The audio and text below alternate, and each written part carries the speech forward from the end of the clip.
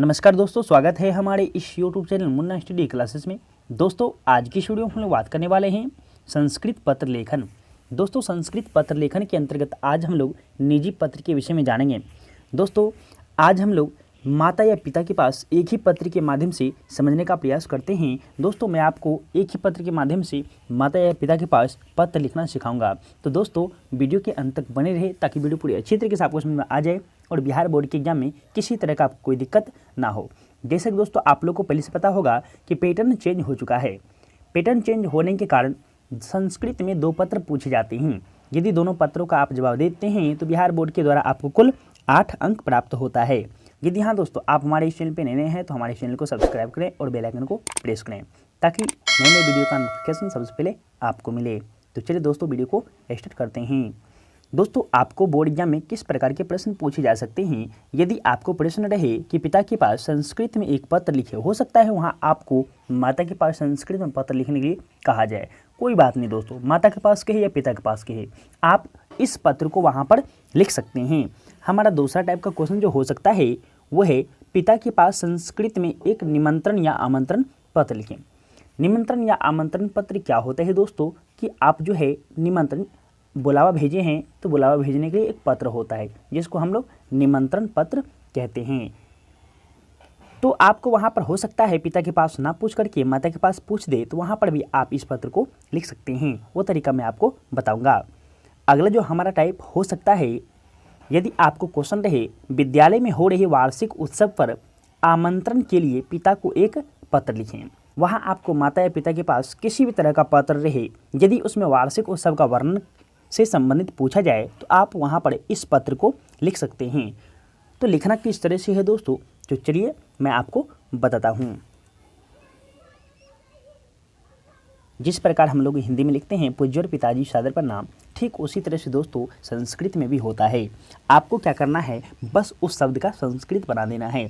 लिखना है पूज्य पितृ महोदय, यानी पूज्यवर पिताजी या पूजनीय पिताजी। आप यदि माता के पास लिखिएगा तो आप यहाँ पे शब्द लिखिएगा पूज्य मातृ महोदया, पूज्य मातृ महोदया। आगे लिखना है सादरम प्रणाम। दोस्तों आप पिता के पास पत्र लिखिए या माता के पास, इस लाइन को आपको वहाँ पे लिखना है।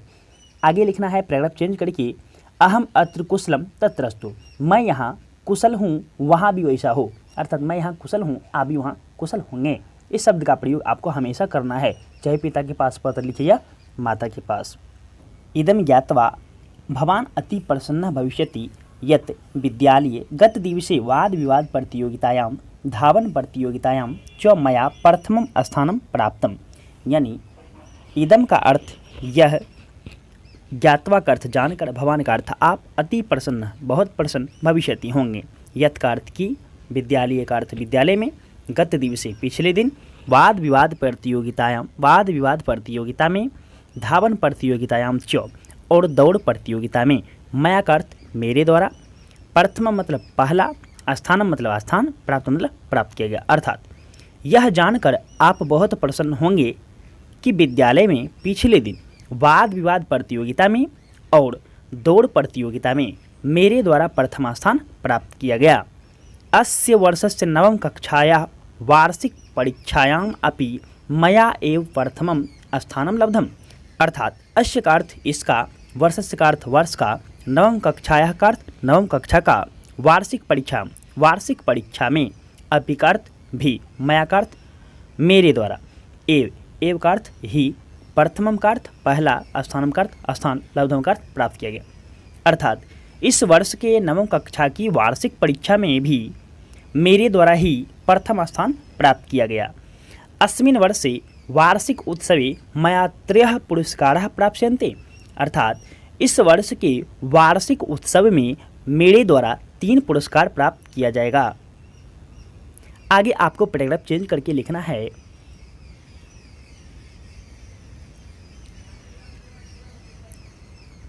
अहम वार्षिक उत्सव आगामी बुधवार आयोजिष्यते।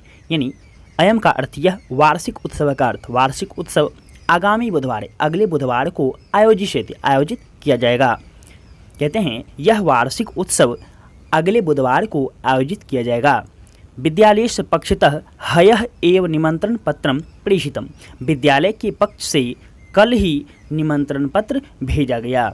अहम अपि भवान सूचयामि यत् भवान मात्रशः अवश्यम आगस्तु मम च उत्साहवर्धनम।